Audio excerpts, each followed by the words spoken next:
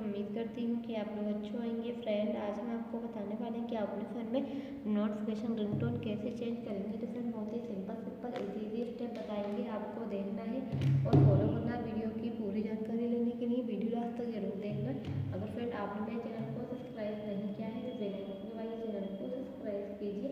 ये फ्रेंड आपको ऑप्शन देखने को मिलेगा फ़ोन में सेटिंग को ओपन कर लेना। ओपन करने के बाद इस प्रकार का इंटरफेस ओपन होगा। ये आपको ऑप्शन देखने को मिलेगा फ़ोन में साउंड पे क्लिक कर लेना। साउंड पे क्लिक करने के बाद में इस प्रकार का इंटरफेस ओपन है। यहाँ पर आपको काफ़ी ऑप्शन देखने को मिलेंगे, medium volume, ringtone, notification, alarm. जैसे कि आपको अपने फ़ोन में नोटिफिकेशन रिंगटोन चेंज करना है तो यहाँ पर आपको ऑप्शन देखने को मिलेगा फ़ोन में